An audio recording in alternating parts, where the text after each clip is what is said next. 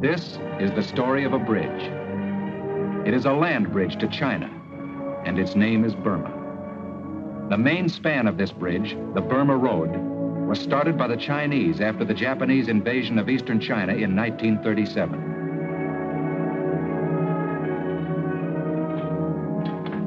According to one eyewitness, it was scratched out of the mountains with fingernails.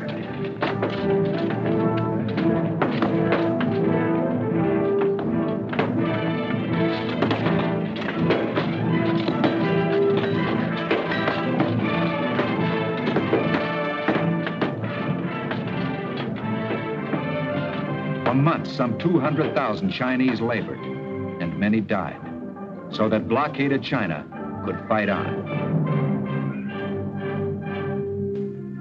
Late in 1938, the road was completed, following the ancient trade route used in the Middle Ages by caravans bearing silk and jade, amber and ivory.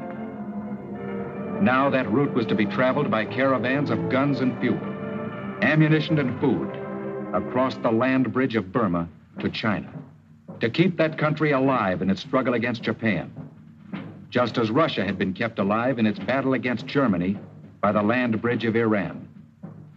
The Nazis tried to destroy that lifeline, but Iran was saved by the British at El Alamein and by the Russians at Stalingrad.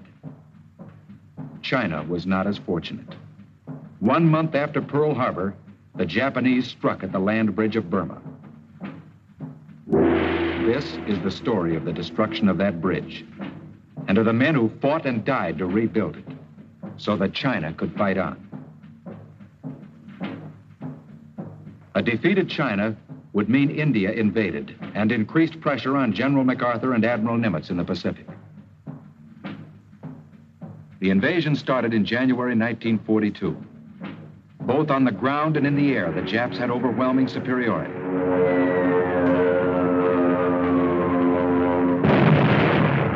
On the Allied side, General Alexander headed small forces of British, Indians, and Burmese. And General Stilwell commanded Chinese troops sent by Generalissimo Chiang Kai-shek. The Japanese sought to cut off China's supply line from Rangoon to Mandalay, and then to the Burma Road, running from Lashio to Kunming. They struck from the border of Thailand toward the vital port of Rangoon. Chennault and his American volunteer group, the Flying Tigers, together with small units of the RAF, helped to hold off the advance. The Japs attacked Rangoon in force.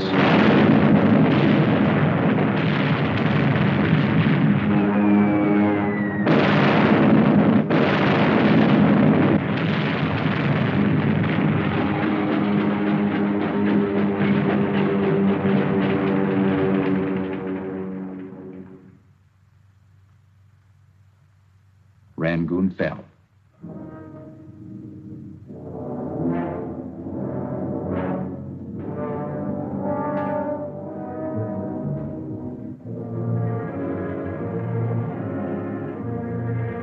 The enemy swept on to central Burma, along the road to Mandalay, where by air and ground, and with the aid of fifth columnists and looters, they destroyed that city.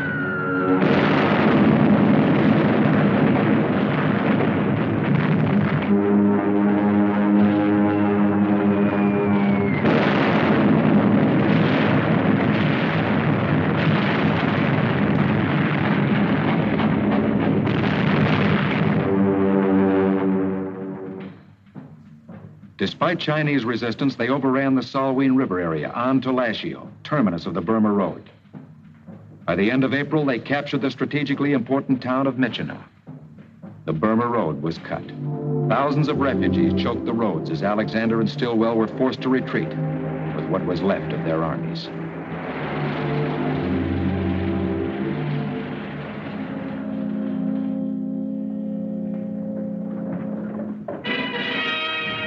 Last to leave were the demolition squads who scorched the earth, destroyed equipment, and put fire to oil supplies.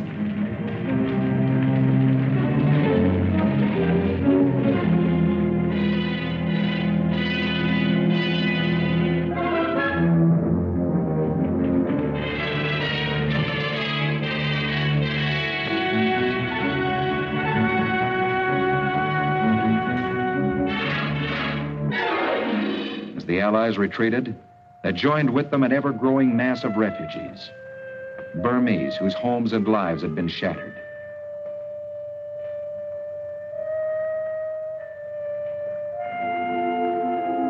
The Allies did what they could for these refugees, and through brilliant leadership and individual fortitude, managed to keep ahead of the Japs.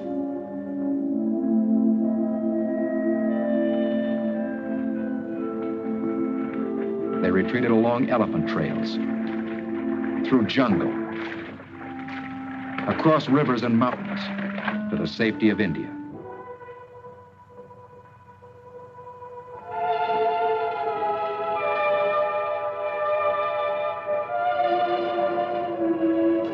Stilwell said the last word on the campaign. I claim we got a hell of a beating. We got run out of Burma, and it's humiliating as hell. I think we ought to find out what caused it, go back and retake the place.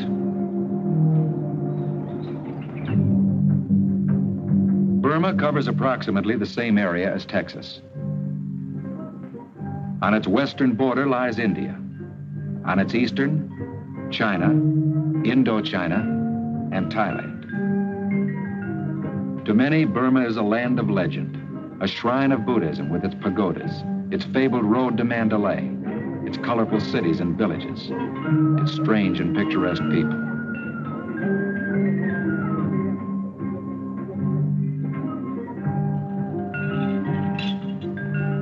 To the Allies, however, who were to fight there, Burma is a land of perpetual struggle against nature, with jungles so thick that whole armies can pass within a short distance of each other without detection.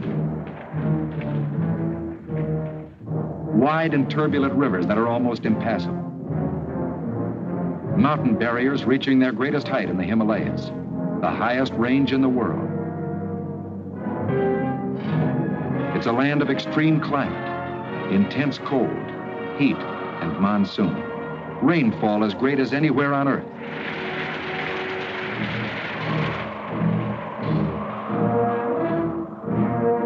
Its swamps are breeding grounds for malarial mosquitoes. Cholera, beriberi, typhus, dysentery, tropical fevers and sores plague its inhabitants. This was the land where we were to fight.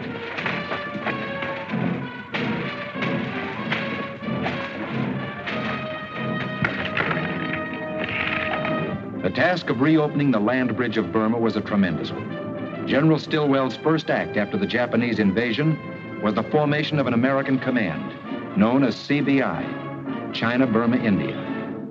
From China came thousands of Chinese.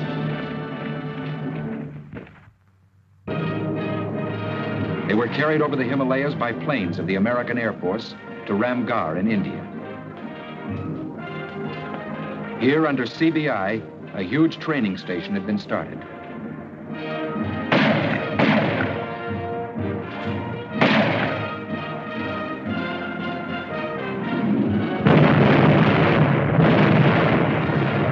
On the British side, the Commander-in-Chief of India Command was Field Marshal Sir Archibald Wavell, later to become Viceroy and to be succeeded in his military leadership by General Sir Claude Auchinleck. On the shoulders of these men, there fell the responsibility of raising and training huge armies for the defense of India.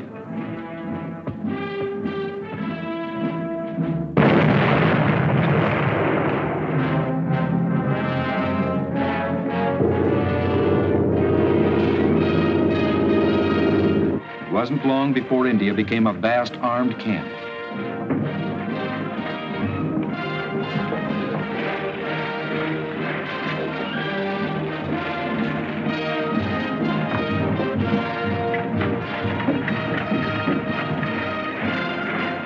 From the independent kingdom of Nepal came the Gurkhas. From the Naga Hills, Naga headhunters joined forces with the Allies. From East Africa and West Africa came more troops. From Burma came the Burma Rifles, and from the Chin Hills, Chin and Kachin tribesmen. Scots, Irish, English, Welsh, Australian, New Zealander, Indian, Gurkha, Burman, African, Chinese, American.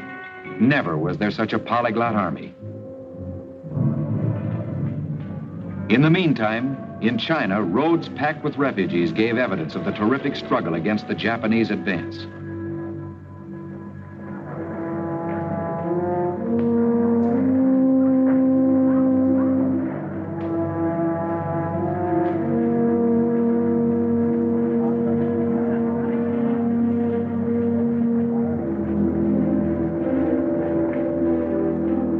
attempts to push through other trails. Mule packs were driven over the Himalayas to China at freezing altitudes. But the cargo they could carry was pitifully small, and the time it took incredibly long. The first step was the construction of an air bridge across which supplies were to be flown by flyers of the American Transport Command, shuttling back and forth over what they called the hump. It was a slow process. The equipment had to be taken apart so that it could be loaded aboard planes.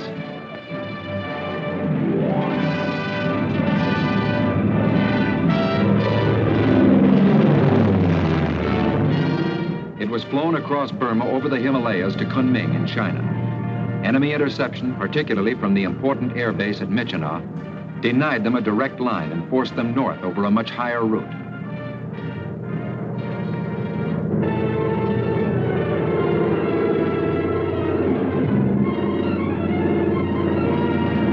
They flew across jungles, through mist and fog,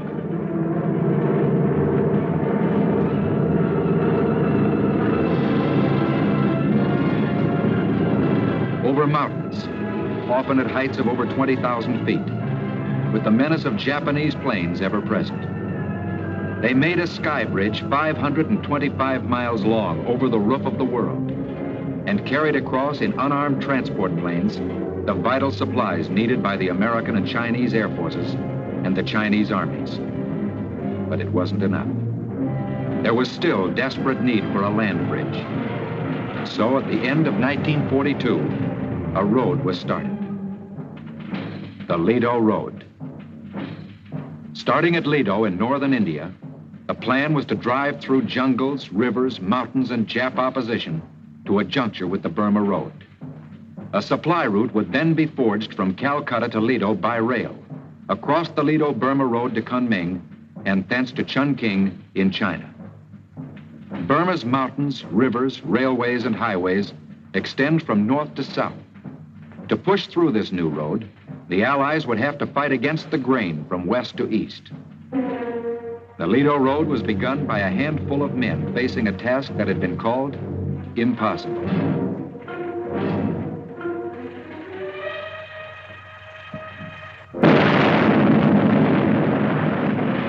And so, with inadequate machinery and tools, a few American engineering units with a detachment of Chinese engineers and what Asiatic labor could be had started one of the greatest road building jobs in history.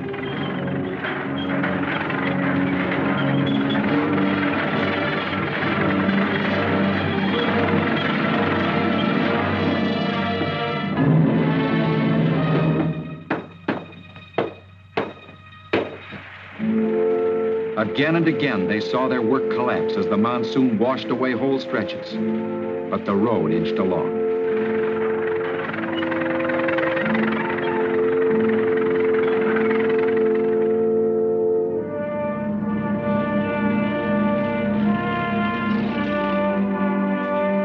At the docks in Calcutta, second largest city of the British Empire, supplies from America and Great Britain and the factories of India were piling up, waiting to be hauled to the Lido Road and the hump. Some of the supplies were sent by water up the Hooghly River to the Brahmaputra in primitive flatboats and barges. Almost as cumbersome a route was the Bengal-Assam Railway.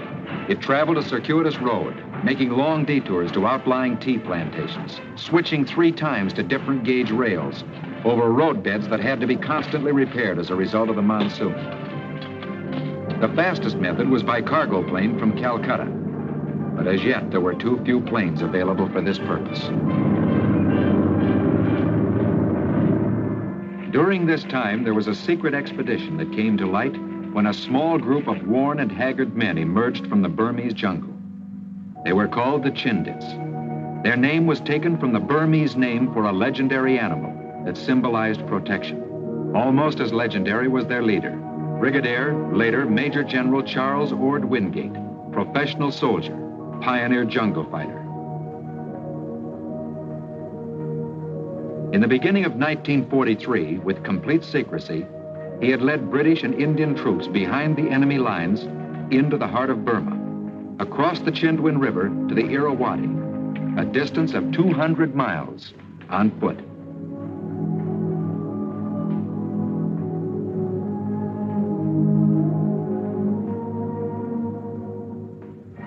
About this time, the first Quebec Conference took place between Roosevelt, Churchill, and the American and British chiefs of staff.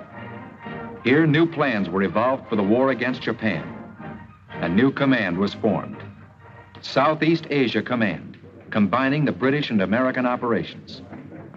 The appointment of Supreme Allied Commander went to Admiral Lord Louis Mountbatten, former Chief of Combined Operations in Britain and leader of the Commandos. General Stilwell was appointed Deputy Supreme Allied Commander in addition to his duties as Chief of Staff in China and head of CBI. Back in Southeast Asia, Mountbatten set up his Allied headquarters, choosing as its emblem the phoenix, the symbolic bird that emerged from the ashes of a destroying fire.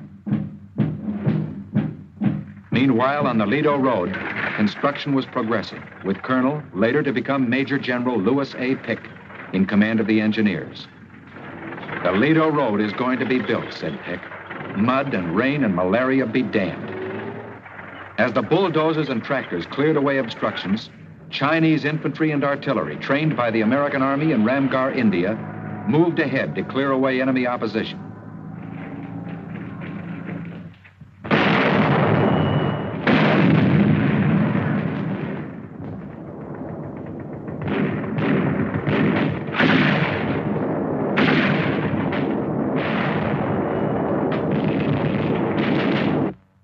Along this route, another great engineering project was starting. A fuel pipeline fed from India across Burma to China. Over 2,000 miles of pipe was laid, like a huge artery across the savage terrain to carry a transfusion of gasoline, diesel oil, and lubricating oil, each in its turn for the trucks and tanks, the machines and the planes that were fighting in China.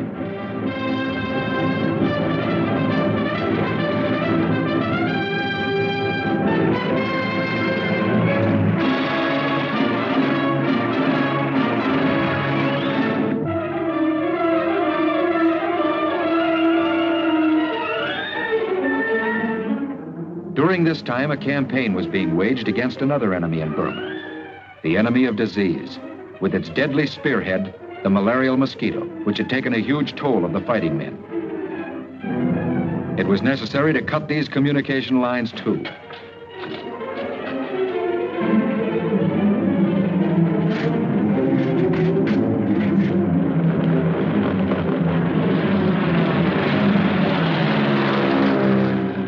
Another problem was the treatment of casualties from enemy gunfire.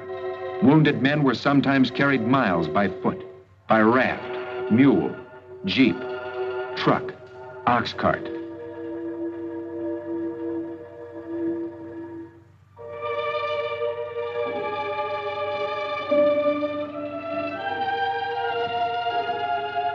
One of the great heroes of this campaign was Colonel Gordon Seagrave, formerly an American medical missionary who was with Stilwell on his retreat from Burma and went back to that country with a group of nurses of various native races and a series of mobile hospital units.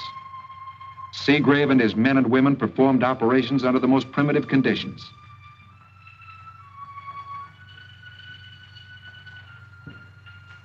The conquest of disease made huge strides. Now the conquest of the Japs had to keep pace. More and more Chinese were being trained at Ramgarh in India and at Kunming in China. These were to become part of the Yunnan force that were to strike at the enemy from the China-Burma border across the Salween River. In northern India, the Chinese-American Composite Wing had been organized by Major General Claire Chennault for the Generalissimo. A picked group of American volunteers was instructing Chinese pilots and crews to fly the latest types of planes.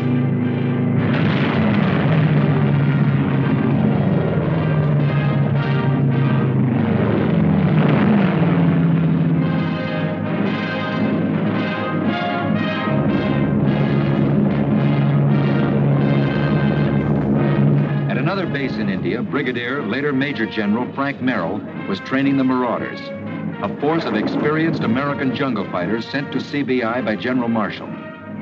There were less than 3,000 of them.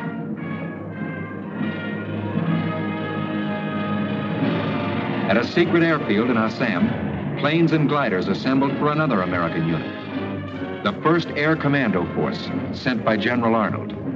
It was commanded by Colonel Philip Cochran, known to millions as Flip Corkin in Terry and the Pirates, and by Colonel John Allison, formerly of the Flying Tigers. Cargo planes shuttled back and forth over the hump to China. Advanced troops in the Lido Road Drive were supplied from the air by the Troop Carrier Command. Supplies were carefully packed according to weight, size, and breakableness. Then they were loaded on planes with parachutes attached. Now to find the men hidden in the jungles that needed these supplies.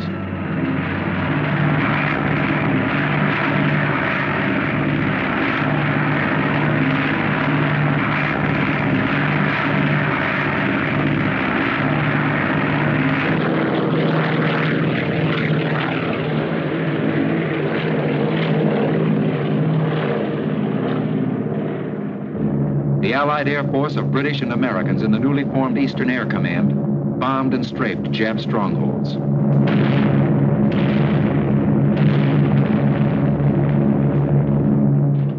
In India and in China, huge air bases were being built for a new and powerful weapon, the B-29 Super Fortress. Thousands of Asiatic laborers, men, women, and children, used whatever tools they could find, no matter how primitive.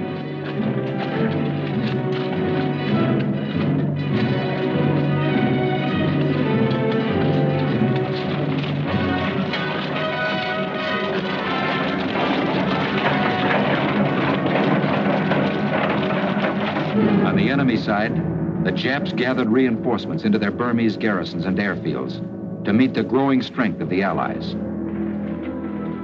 In China, the struggle continued. The reopening of the land bridge had to be accomplished.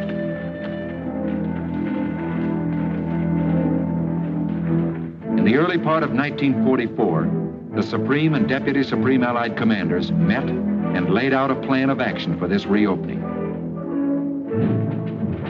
The British Indian 14th Army in the Arakan, in order to hold the southern front more effectively, was to extend its frontier lines down the Akyab Peninsula.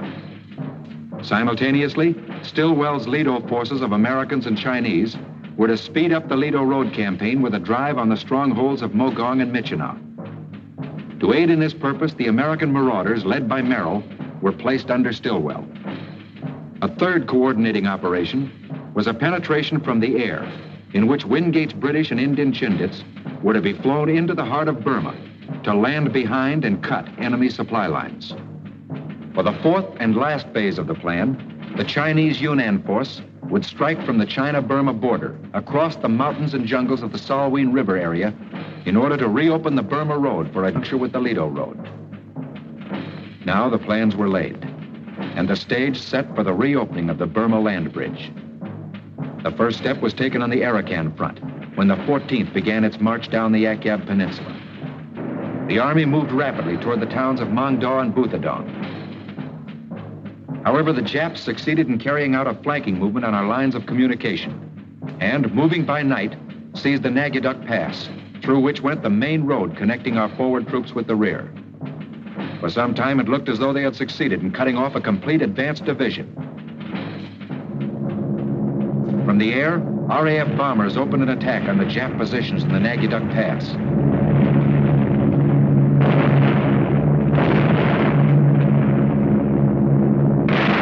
Meanwhile, the 7th Indian Division, using tanks for the first time in this campaign, attacked the same objective in that vital pass.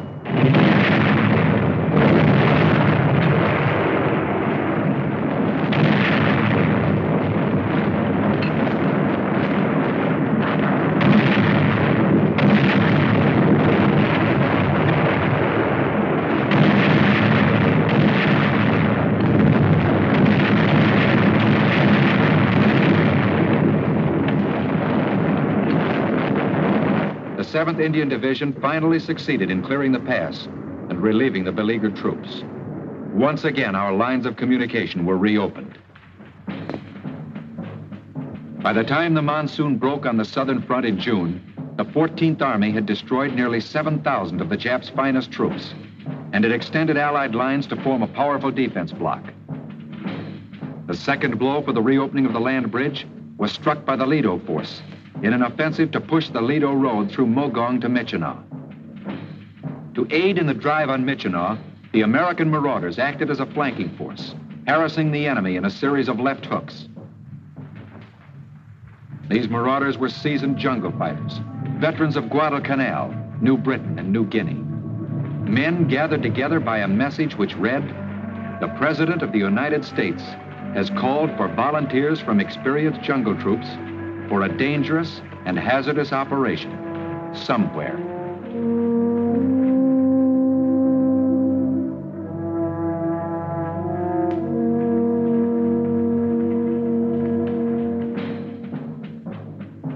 On March 5th came the third blow, an aerial penetration of Burma.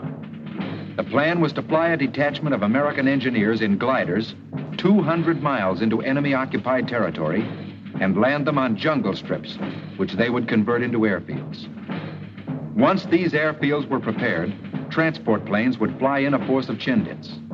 Patrols would then fan out, cut Jap communication lines, and harass the enemy from the rear. British General Wingate, in command of the Chindits, arrived at Lalagat to discuss final plans with American Colonel Phil Cochran of No. 1 Air Commandos. D-Day.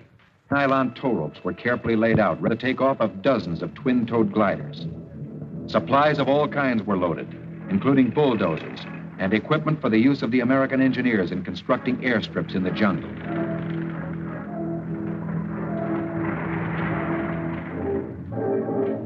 The pilots and crews gathered to hear final instruction from Colonel Cochran. Now, is there anything anybody doesn't know? If there is, let's get it straight now. Okay, now just before I came over here, I had our final meeting with the British ground troops that you're going to take in there tonight. And I talked to the guy that's got the red flare that you know is going to be shot off if there's too much interference with the first few gliders that land. And he tells me that that flare's in an awful deep pocket, and it's going to take somebody an awful lot of finding to get at it. So, if those guys have got that kind of heart, and they got that kind of guts, it's up to us to get them in there so they can do their job and get them in right. Now, tonight, your whole reason for being, your whole existence is going to be jammed up into a couple minutes, and it's just going to balance it there, and it's going to take your character to bring it through. Now, nothing you've ever done before in your life means a thing. Tonight, you're going to find out you've got a soul. Good luck. The transport stood ready for takeoff. Gliders were lined up. Suddenly, there appeared in the sky above a plane returning from a last-minute reconnaissance flight. Something was wrong. Photos revealed that the main field was hopelessly obstructed. Tree trunks and logs had been strewn over it, so the glider landings on this field were impossible. The troops waited for Cochran and Wingate to make a decision. It wasn't long in coming. Within 15 minutes, they were climbing into the gliders. An alternative strip known as Broadway was now to be the main airbase. At dusk, the first planes took off, each transport towing twin gliders.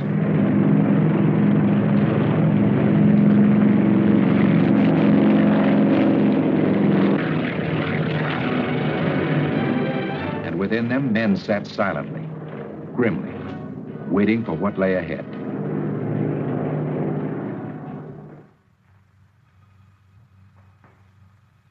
When the sun rose over Broadway, it revealed a field littered with wounded gliders. There were wounded men, too, and some beyond wounds.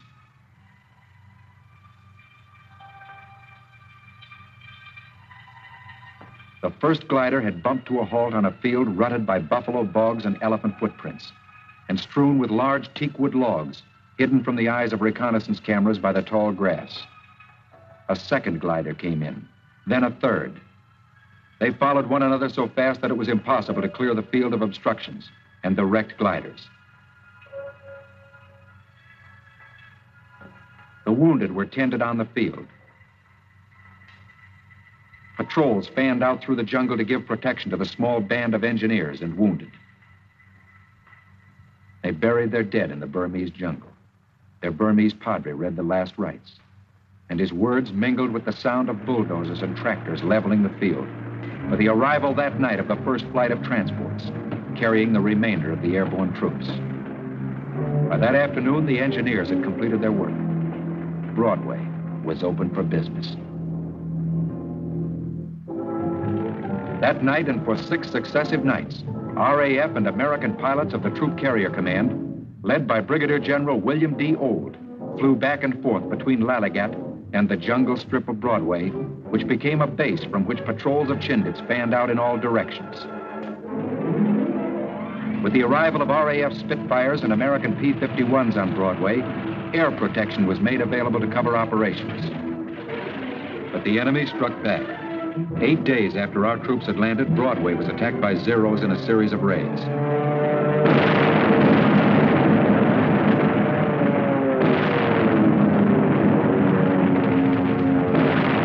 American and British planes landed and took off within close range of the Japs. The enemy succeeded in capturing the far end of the field, but were held there by Allied ground and air fighters, their wings armed with bazookas.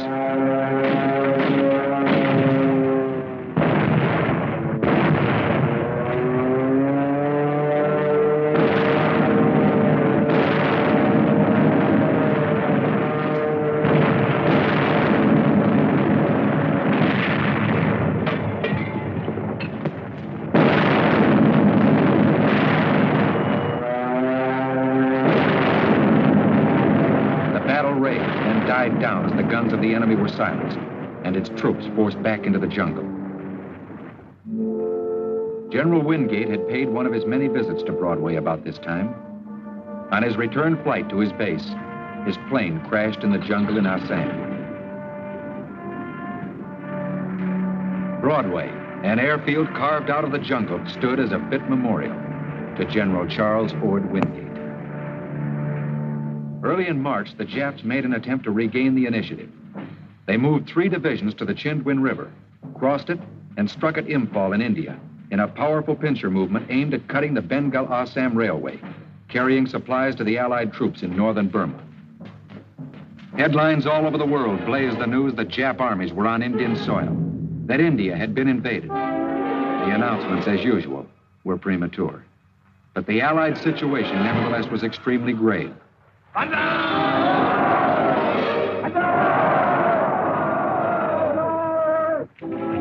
Reinforcements were desperately needed. Once again, transports of the American Troop Carrier Command were called in.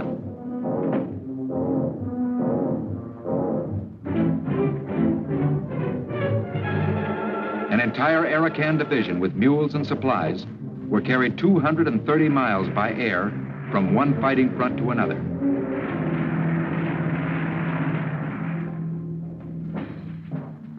By the beginning of April, one Japanese force was 8 miles from Imphal, while another had advanced on Kohima. They cut the roads surrounding Kohima, including the Manipur Road, the 14th Army's main supply line.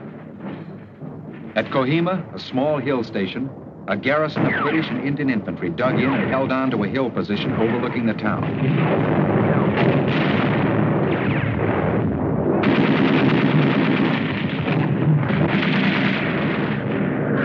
Conserving ammunition, the garrison held on. Daily transports brought over ammunition, food, water, and vital medical necessities. The hill soon became known to the troops as Parachute Hill. For 13 days, the garrison held out against a force 3 times its strength.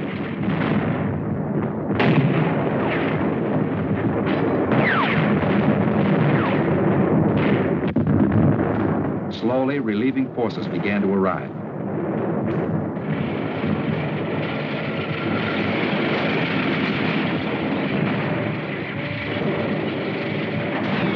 Until finally, the infantry could take the initiative.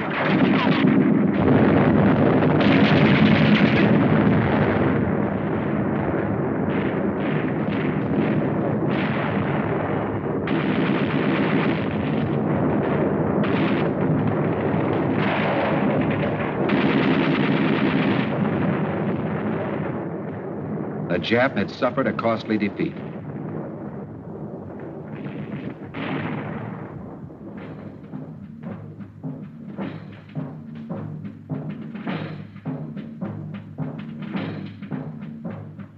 However, before the Jap attempt to cut their supply lines failed, the Lido force and the Marauders had continued their drive. The Chinese were now in the Mogong Valley, advancing on the important enemy supply base of Mogon. The Marauders, in their 700-mile march, were moving on the town of Michino, with its strategically valuable air base.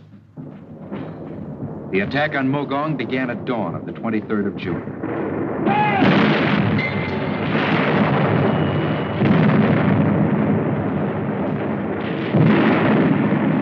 The Chinese forces advanced from the north.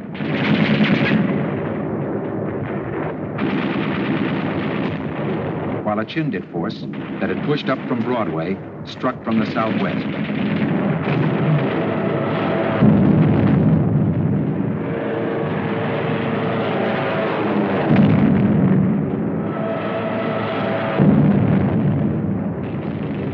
By the second day, the railway station was occupied. Then, on the third day, the Chinese and Chindit forces linked up.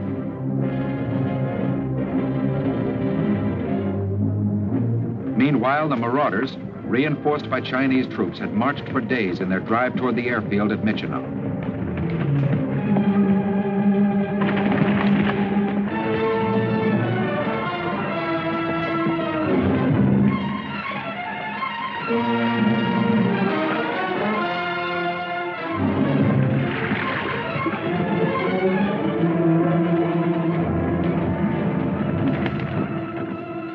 The enemy was apparently taken by surprise and withdrew to the town 2 miles east.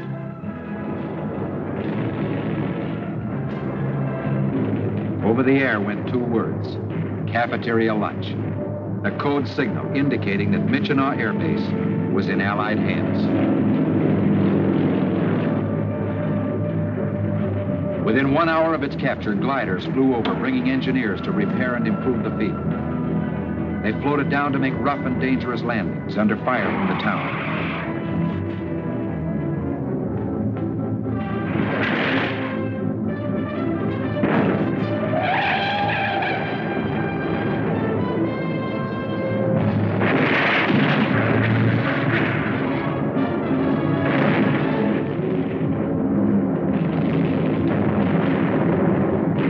The engineers went to work as Chinese troops manned defense positions around the field. The monsoon started and driving rain made the task of the engineers doubly difficult.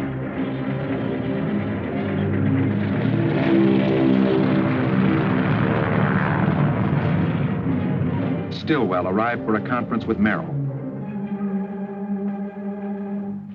Now, with the elimination of enemy interception from Michino, cargo planes could fly to Kunming in China on the southerly and more direct route, at lower altitudes and with increased tonnage.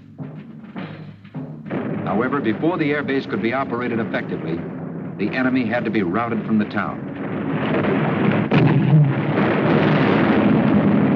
Michino was pounded from the air by fighters and bombers.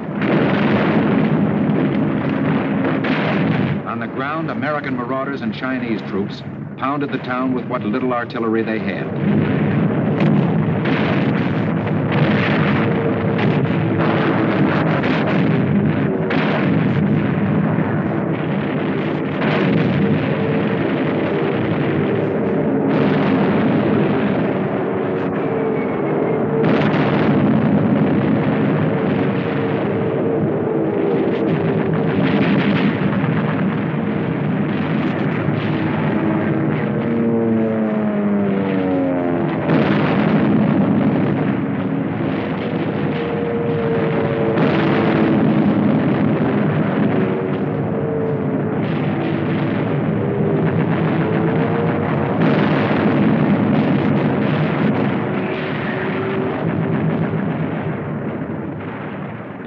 Siege, 78 days, which finally ended in the complete destruction of the Jap forces defending the town.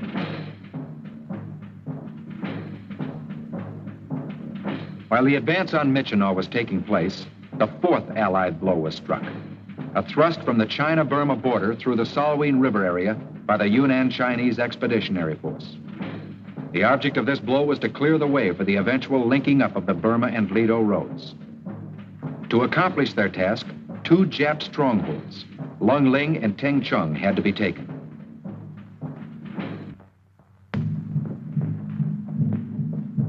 On the morning of May 11th, the offensive started. 5 Chinese columns, together with a U.S. Army operations staff, crossed the Salween River.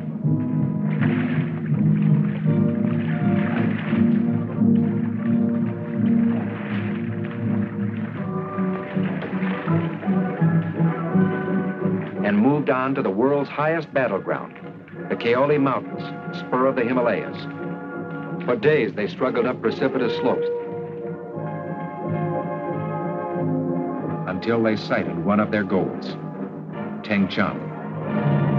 The siege began.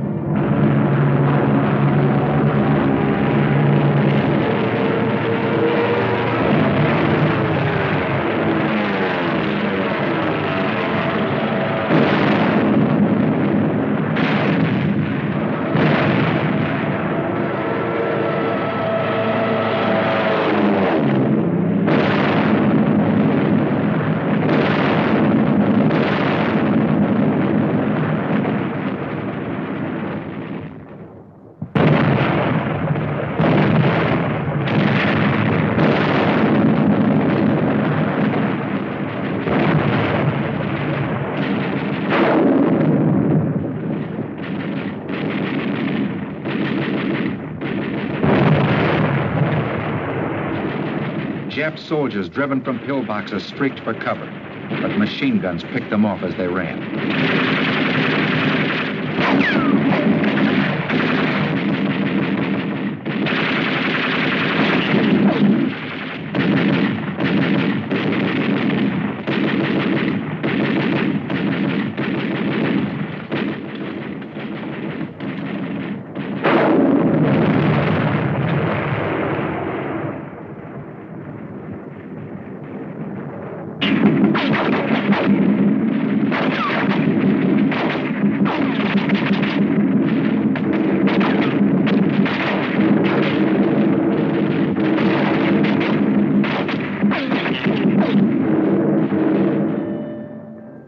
Chinese wounded were carried back over the wrecked walls. There were no Jap wounded, only dead, except for a handful of prisoners.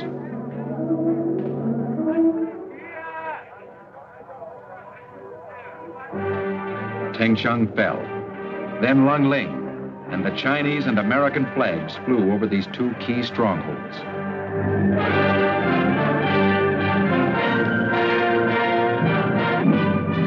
The B-29s that had come to China and India were striking at Burma, Sumatra, Java, Manchuria, flying the longest missions ever undertaken.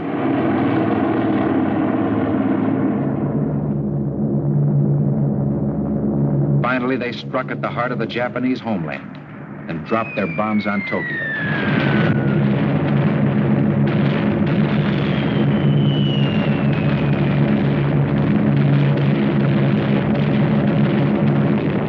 The Japs struck back in a new China offensive.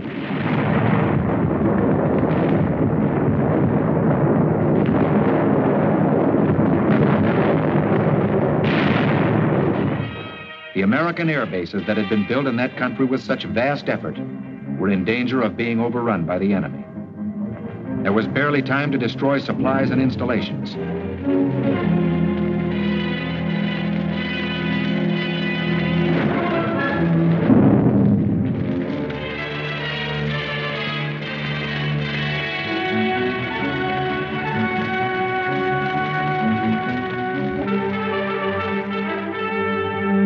One air base after another fell before the onslaught.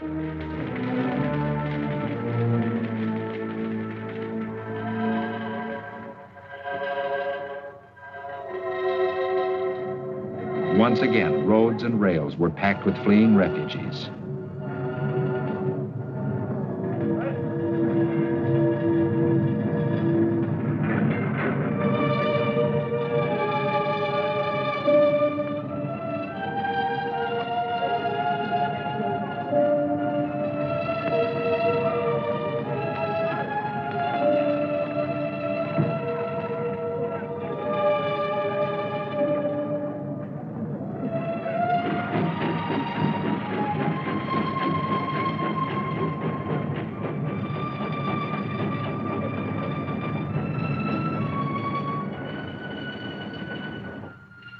The offensive grew in strength until it had cut China in half. Now, unless supplies could be rushed through as never before, China faced total defeat. Tonnage over the hump was increased at a terrific rate. The pipeline that was already feeding the Allies in northern Burma pushed on so that it could feed the Allies in China.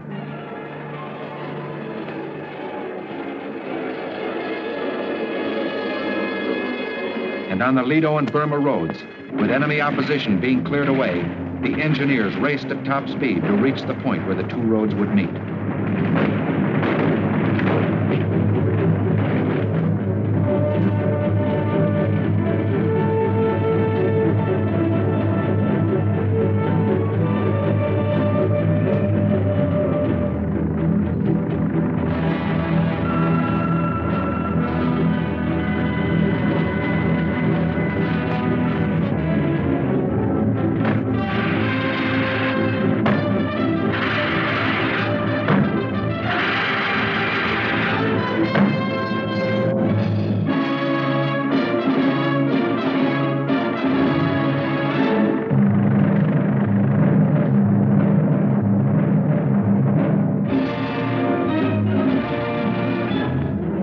On a historic day in January, Brigadier, later Major General Pick, commander of the Lido Road construction, met Lieutenant General Dan I. Sultan, who had succeeded General Stilwell as commanding officer of the India-Burma Theater. General Sultan, the Lido Road's open. We have a convoy formed. I'd like your permission to take it through to China.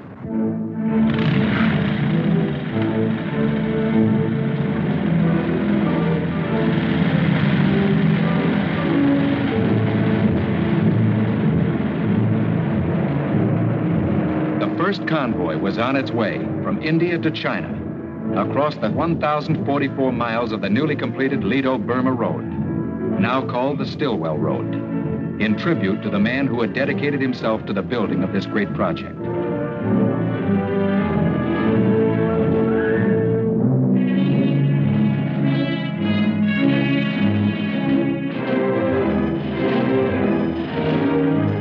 After a 24-day journey, the convoy arrived safely in Kunming.